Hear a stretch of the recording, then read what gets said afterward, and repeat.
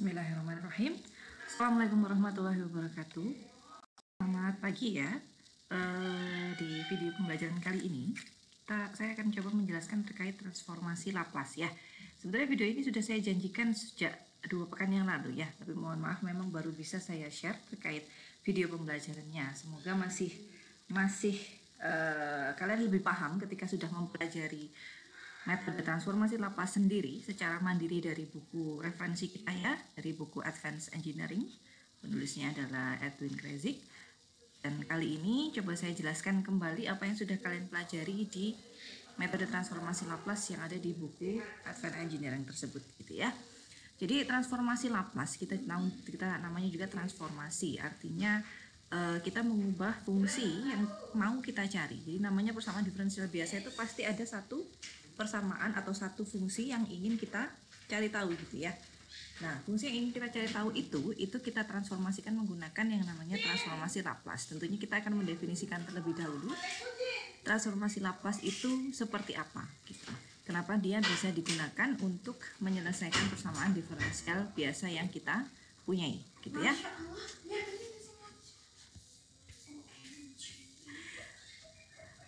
Jadi definisi transformasi Laplace, misalkan saya punya suatu fungsi fx yang terdefinisi, jadi saya punya fungsi fx, x-nya domainnya di 0 sampai tak hingga gitu ya. Jadi awalnya saya punya variabelnya adalah x, kita lakukan transformasi. Namanya transformasi itu bisa fungsinya kita ubah, atau kalau di transformasi Laplace ini variabelnya yang kita ubah gitu ya.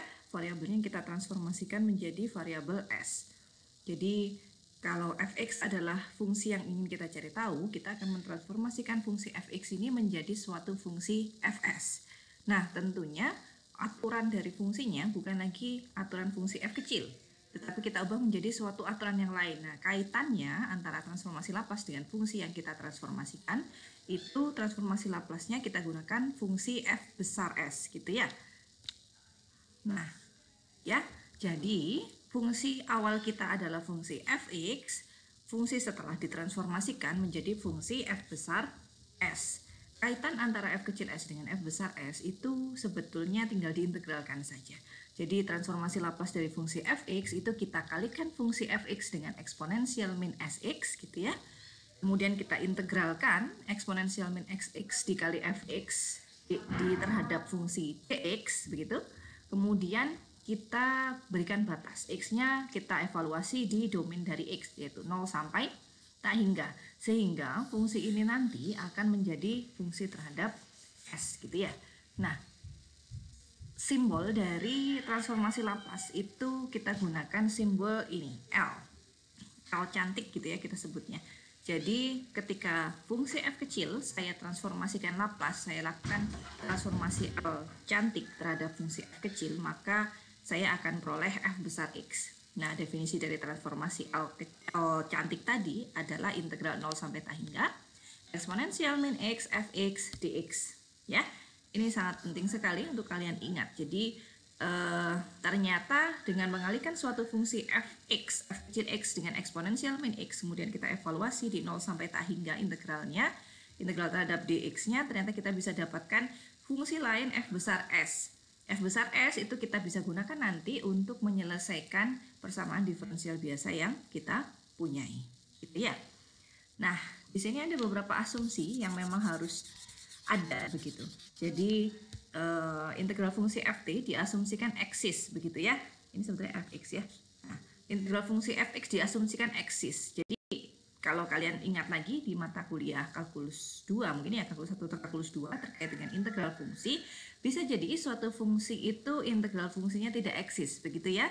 Kapan tidak eksis? Coba dibuka lagi begitu ya.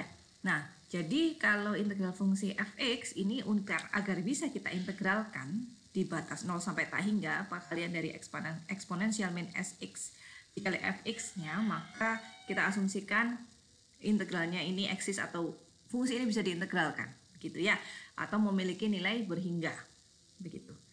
Jadi bukan yang divergen begitu ya nilai integralnya. Kemudian transformasi Laplace merupakan transformasi integral. Ini nama apa ya, agar lebih mudah mengingat. Mungkin kalau pakai transformasi Laplace itu kesannya susah gitu ya.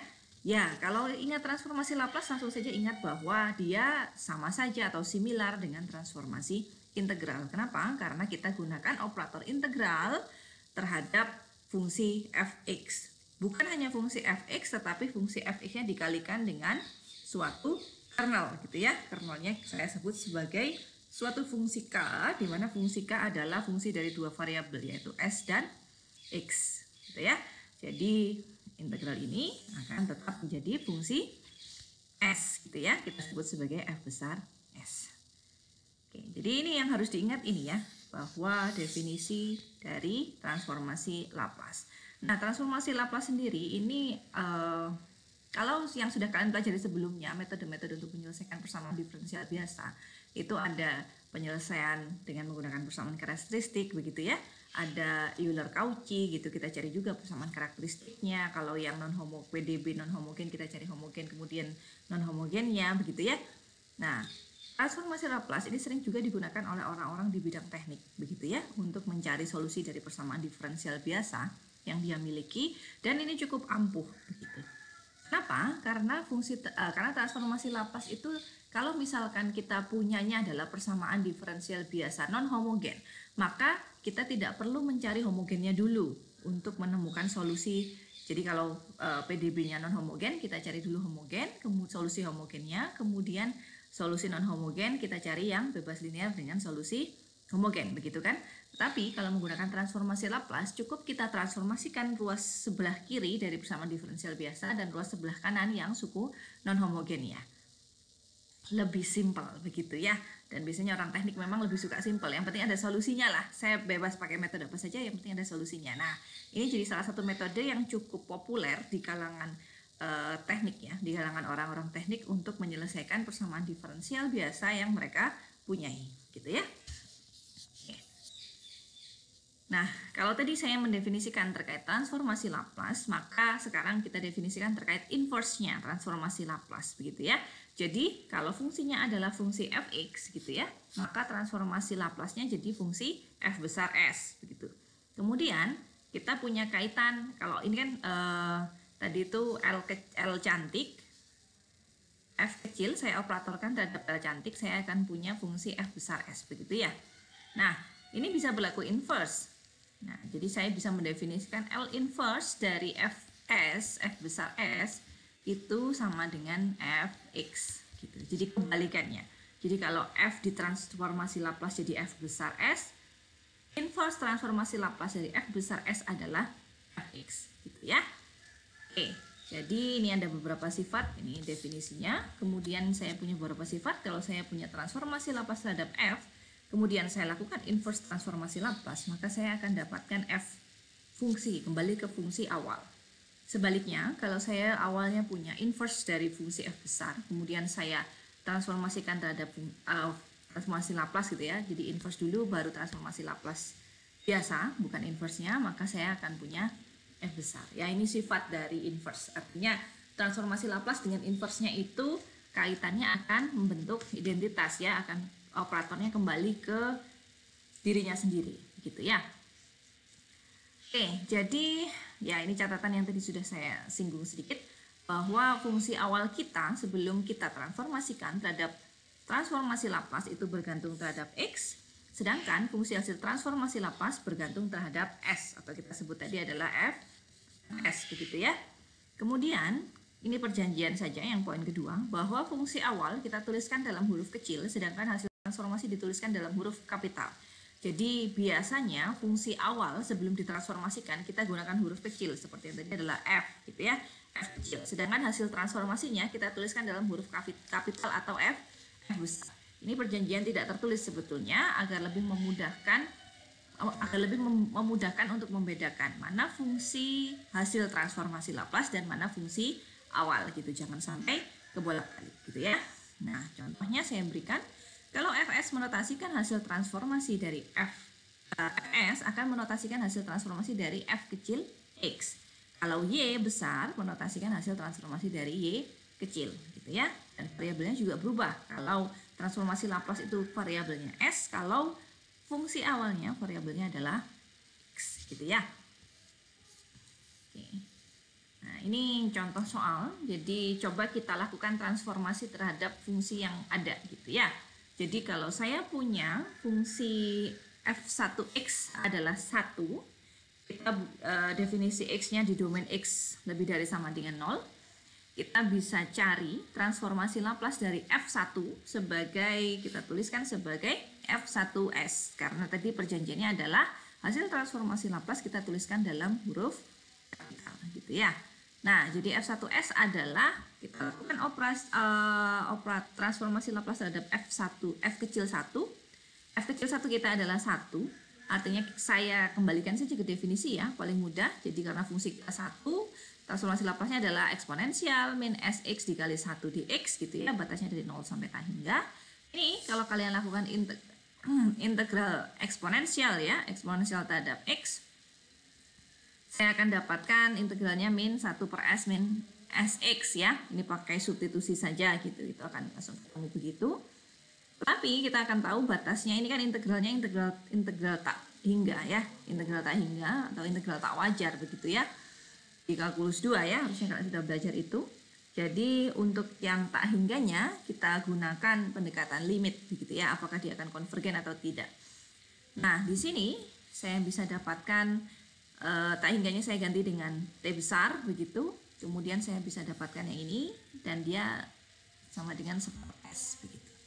Jadi intinya apa? Karena transformasi Laplace adalah transformasi integral, maka yang kuat harus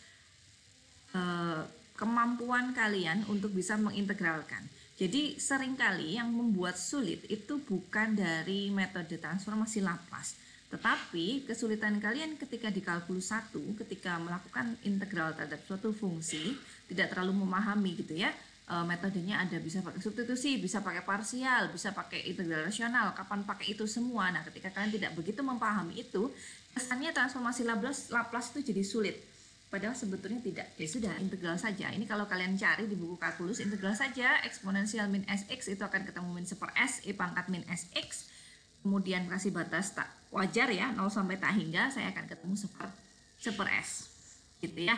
Nah, ini di sini hati-hati ada definisi S-nya. Jadi S-nya itu ternyata tidak semua S, hanya berlaku untuk S yang positif gitu ya. Kenapa hanya berlaku untuk S yang positif? Karena kalau S saya di sini negatif, maka eksponensialnya akan bernilai positif ya. Jadi T-nya semakin membesar, pengali eksponensialnya akan bernilai positif. Eksponensial min ST dengan kondisi S kurang dari 0, ini ketika T-nya, limit T menuju tak hingga, ini nilainya akan tak hingga. Begitu. Jadi, agar nilai integral kita itu konvergen ke suatu nilai gitu ya, jadi berbatas nilai integralnya, maka saya perlu definisikan S saya itu S yang lebih dari 0. Jelas ya? Jadi itu kenapa alasan ada batas S-nya. Kemudian coba kita lakukan satu lagi transformasi Laplace terhadap fungsi f2. Jadi saya punya fungsi f2 eksponensial ax. Kita gunakan definisi transformasi Laplace, saya akan punya eksponensial min sx eksponensial ax begitu. Kemudian saya bisa sederhanakan ya. Jadi karena s dan a ini sama-sama konstanta, konstanta bisa jadi berbeda, bisa jadi sama begitu ya. Jadi konstanta sembarang s dan a-nya. Maka saya bisa integralkan, saya bisa dapat ini ya. Ini ke sini kalian bisa gunakan teknik integral substitusi. Gitu ya. Cara yang sama dengan f1s. Jadi saya akan punya integral tak wajar, kemudian saya limitkan ketika x menuju tak hingga, maka saya akan punya hasil akhirnya ini. Nah, kenapa harus s min a positif? Karena kalau ini ya, kondisi ini sebetulnya begini sebentar. Jadi limit x menuju tak hingga untuk eksponensial min s min a dikali x ini limitnya itu akan bernilai konvergen ketika s min a-nya positif. Kalau s min a-nya itu negatif, maka limit ini akan bernilai divergen atau menuju tak hingga. Oleh karena itu kita perlu batasi bahwa transformasi Laplace untuk f2, di mana f2-nya adalah eksponensial ax, itu ada ketika s min a-nya positif. Kalau S min A-nya negatif, dia tidak punya transformasinya karena hingga ya gitu. Karena kita tadi asumsikan bahwa integralnya ini berhingga, eksis dan berhingga gitu ya. Oke. Kemudian bagaimana dengan transformasi Laplace fungsi trigonometri? Jadi kalau kalian buka di buku Advanced Engineering milik Kreyszig itu ada tabel ya, ada tabel. Saya lupa di halaman berapa. Itu ada tabel transformasi Laplace. Kalau fungsinya ini transformasi Laplace-nya ini. Kalau fungsinya seperti tadi, fungsi 1 transformasi Laplace-nya seper S. Kalau fungsi eksponensial AX transformasi Laplace-nya adalah 1 per S min A. Bagaimana kalau fungsi trigonometri? Saya punya cos omega T dan sin omega T. Di tabel kita tahu bahwa transformasinya ini ya, S per S kuadrat plus omega kuadrat. Di tabel kita tahu transformasi dari sin omega T itu omega per S kuadrat plus omega kuadrat. Betul tidak begitu ya? Nah, jadi kita lakukannya bareng ya. Jadi ini sedikit tricky sebetulnya untuk mencari transformasi Laplace dari fungsi cos dan sin omega T. Sebentar, ini X ya. Nah, untuk Laplace dari fungsi cos omega T, saya simbolkan saja L cantik C gitu ya, karena kita akan gunakan nanti ini. Jadi L cos omega T, kita gunakan definisi dari transformasi Laplace. Saya akan dapatkan eksponensial min Sx cos omega X dx. Kalian gimana cara mengintegralkan ini? Pakai integral parsial ya. Integral parsial, kalian akan dapatkan eksponensial min St per min S cos omega X batasnya 0 sampai tak hingga dikurangi omega S per 0 sampai tak hingga eksponensial min Sx sin omega X dx. Nah, perhatikan bahwa ini,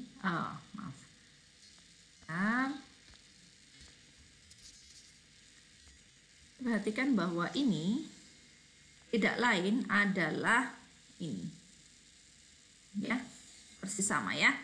Nah, ini saya simbolkan dengan LS. Jadi saya bisa tuliskan S min omega S LS. Kalau LS-nya kita bisa gunakan definisi dari transformasi Laplace. Saya juga akan dapatkan ada bentuk ini. Di mana bentuk ini sendiri adalah LC, begitu ya. Jadi kalau saya tuliskan, saya punya LC akan sama dengan seper S min omega per S LS. LS akan sama dengan omega per S LC, begitu. Kemudian artinya saya punya sistem persamaan ya. Sistem persamaan linear dengan variabel tidak diketahuinya adalah LC dan LS ya. Dari ini dan ini. Atau saya tulis ulang saja biar tidak bingung. Ya. Jadi dari dua itu saya akan punya LC sama dengan seper S min omega per S LS. LS sama dengan omega per S LC ya. Artinya saya punya sistem persamaan di sini ya. Nah, ini sebetulnya paling gampang kalian substitusi saja. Kan LS-nya sama dengan min omega per S LC, substitusikan ke sana. Jadi saya akan punya LC sama dengan seper S min omega per S. LS-nya apa? LS-nya adalah omega per S LC. Nah, ini jadi tinggal bergantung terhadap LC ya. Nanti kalau kalian selesaikan ini, kalian akan dapatkan LC-nya ini. Gitu. Sudah dapat LC, substitusikan ke sini LC-nya. LC ini substitusikan ke sana, kalian akan dapatkan LS-nya. Sederhana ya, tetapi jika tidak mengetahui triknya, itu jadi kelihatannya susah sekali ya. Tapi kalau sudah tahu, wah mudah ya, ternyata sederhana gitu ya. Oke, jadi untuk transformasi Laplace itu linear ini ya. Jadi dia sifatnya linear, si transformasi Laplace atau L cantik L cantik kita itu sifatnya linear. Nah, ini harusnya AX VX ya. Yang saya suka tukar ya. Memang di beberapa buku referensi kalau kalian coba lihat bandingkan ya, ada buku yang pakai, kalau di Kreyszig itu dia pakai T, kalau di Scum Outline itu dia pakai X gitu. Jadi saya lebih memilih pakai X karena seringkali yang kita cari itu fungsinya adalah fungsi Y, di mana fungsi Y PDB-nya ya. Kita cari terhadap fungsi Y, di mana fungsi Y itu bergantung terhadap X, gitu kan ya. Nah, ternyata dia linear, artinya berlaku bahwa Transformasi Laplace dari AFX plus BGX itu sama dengan ALFX plus BLGX gitu. Buktinya sangat sederhana. Gunakan saja definisi dari transformasi Laplace, maka kalian bisa buktikan kelinieran dari transformasi Laplace. Oke. Nah, ini sedikit menantang ya. Kadang kalau sudah ketemu fungsi hiperbolik itu sudah ngeblank dulu ya. Padahal sederhana juga sebetulnya. Tinggal gunakan saja definisi dari fungsi hiperbolik. Oke, jadi coba transformasi Laplace kan fungsi hiperbolik cos hiperbolik AX dan sin hiperbolik AX. Definisi fungsi hiperbolik. Nah, kita hiperbolik ya. Kelebihan S saya bilang. Jadi cos hiperbolik AX itu setengah eksponensial AX plus eksponensial min AX. Kalau sinnya itu pakai tanda negatif. Kalau cosnya pakai tanda positif gitu ya.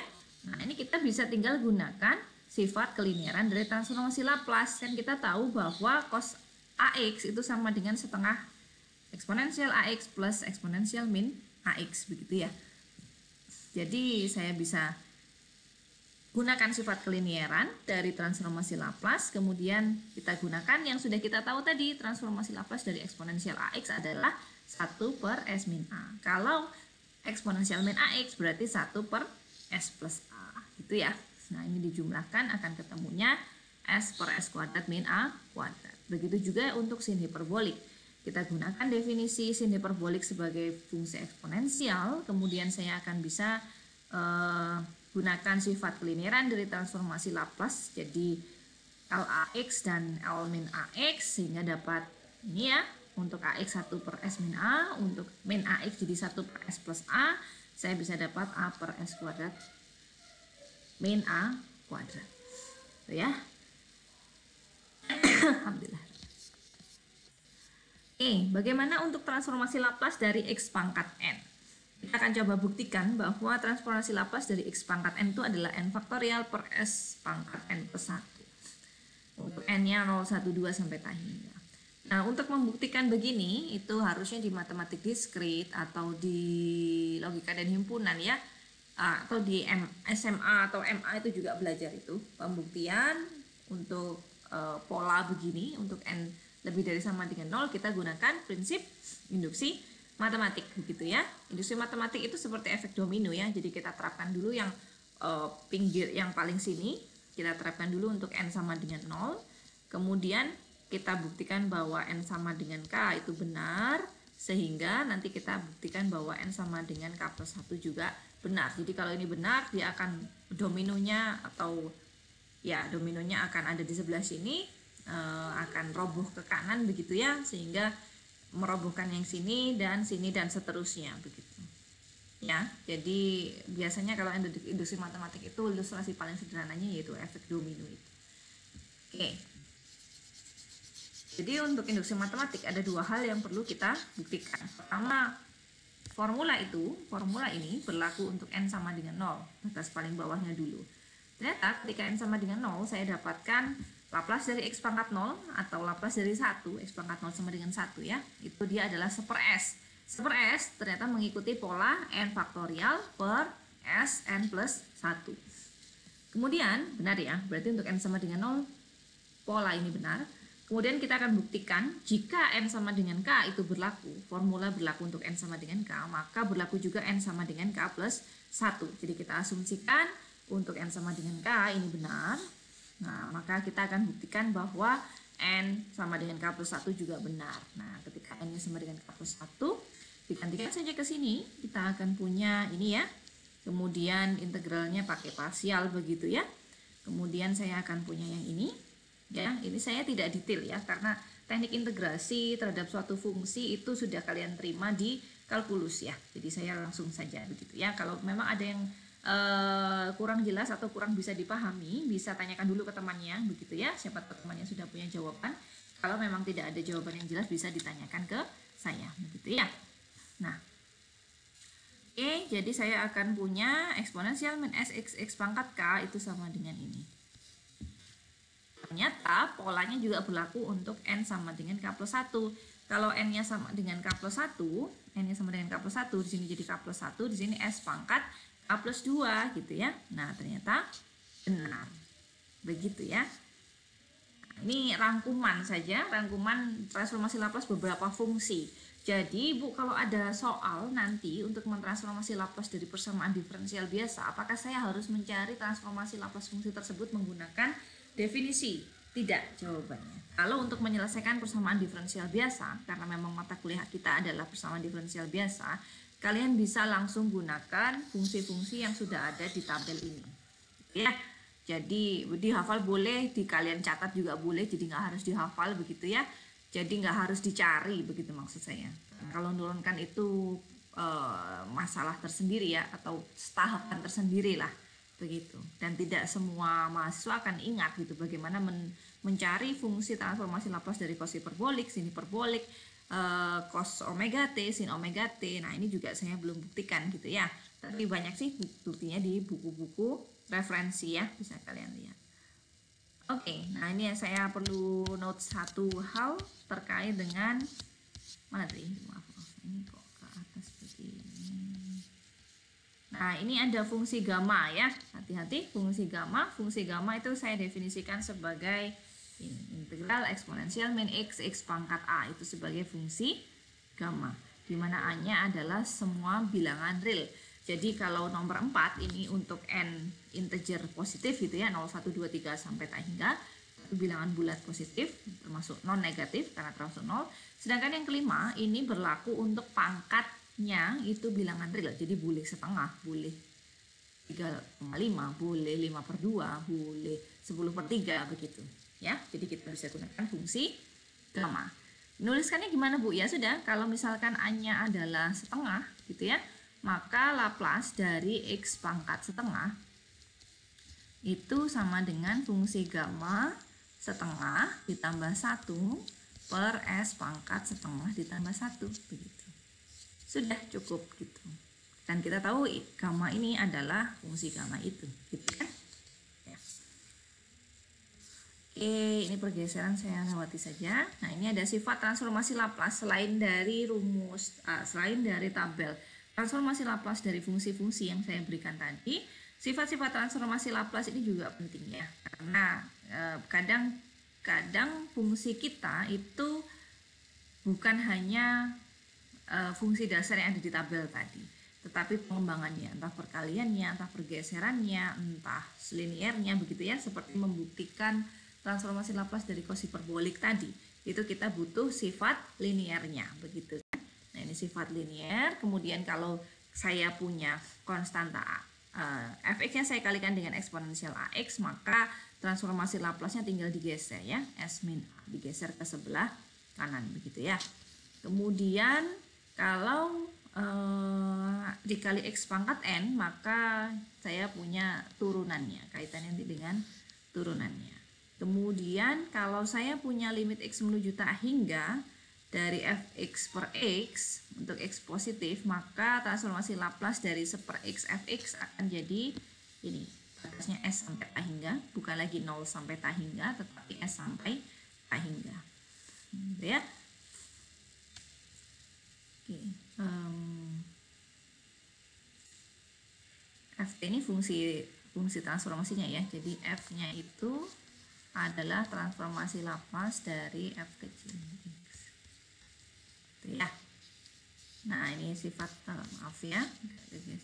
Oke, sifat kelima integral 0 sampai tak hingga dari ft. Jadi kalau saya transformasi Laplace kan integralnya, bukan ft-nya saja ya, tapi integralnya, saya punya 1 per s fs, periodik juga ada sendiri gitu. Ya. Nah, ini coba kalian lakukan transformasi agar lebih paham bagaimana mentransformasi Laplace dari fungsi tersebut yang poin 1. Apakah harus pakai definisi? Tidak pakai definisi juga boleh, pakai sifat juga boleh gitu ya. Misalkan ini 3 plus 2x kuadrat. Transformasi Laplace-nya berarti saya transformasikan Laplace 3 ditambah transformasi Laplace dari 2x kuadrat. Nah, ini juga boleh begini ya. 3 kemudian saya transformasikan 2x kuadrat. Nah, terus ngintip lah tadi ya. Nah ini kalau sifat, kalau 3 itu kan 3 dikali 1, artinya saya bisa cari 3 Laplace dari 1 begitu kan. Kemudian 2 Laplace dari x kuadrat karena sifat linear tadi kan. Kalian tinggal cek Laplace 1 itu apa, Laplace X kuadrat apa, di tabel tadi akan ketemu transformasi Laplace-nya. Ya. Jadi tidak harus pakai definisi, Bu. Kayak saya agak pusing, Bu, kalau pakai sifat-sifat dari transformasi Laplace. Boleh tidak kalau saya gunakan saja definisi? Boleh. Pakai definisi juga boleh, gitu ya. Tapi terkadang definisi itu akan sedikit rumit ketika kalian menemukan rumus yang sulit, ya, gitu. Tapi tetap bisa, karena sifat-sifat transformasi Laplace itu juga kita turunkan dari definisinya. Ya. Kemudian buktikan ini bahwa itu benar, ini sifat terakhir ya. Kemudian sifat terakhir tadi yang ke-6. Kemudian tentukan transformasi Laplace dari fungsi berikut. Nah, kalau nomor 3 itu tidak bisa pakai sifat, tapi pakai definisi dari transformasi Laplace. Gitu ya. Oke.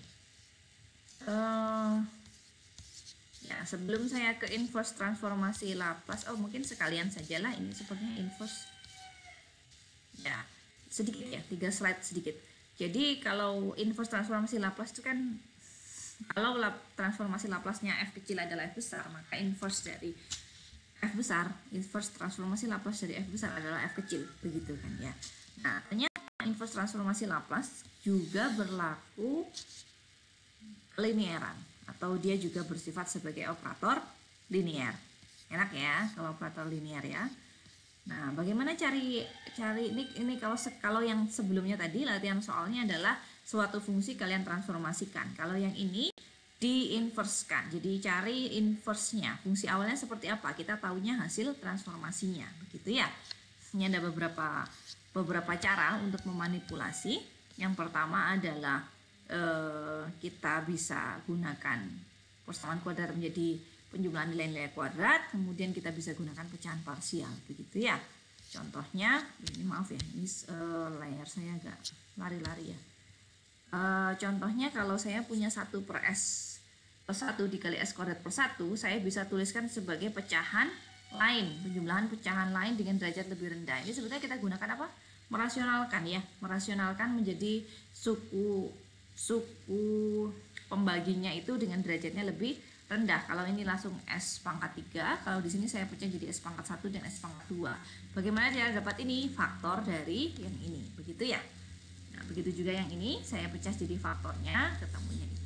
Ini akan lebih mudah untuk diinverskan gitu, dibandingkan dengan melihat sebagai fungsi lengkapnya. Gitu ya. Nah, ini coba juga dilakukan. Coba kalian kerjakan bagaimana merupakan inverse transformasi. Jadi tentukan fungsi f kecil x-nya. Gitu. Ya. Ini agak lari-lari ya. Konvolusi ini saya rasa di video selanjutnya saja. Ya. Oke. Jadi sampai video pembelajaran pertama yang harus kalian lakukan adalah memahami apa itu transformasi Laplace, definisinya apa, kemudian inverse transformasi Laplace seperti apa, kemudian coba kerjakan latihan soal di mana bagaimana mentransformasi Laplace dari fungsi f kecil x, kemudian latihan soal kedua adalah bagaimana mencari inverse transformasi Laplace dari fungsi f besar s, gitu ya. Untuk materi yang bawahnya, jadi saya masih setengah slide ini sampai slide 16. Slide selanjutnya saya jelaskan di video pembelajaran berikutnya. Jadi video pembelajaran kedua adalah bagaimana kita bisa menggunakan metode transformasi Laplace untuk mencari solusi dari persamaan diferensial biasa.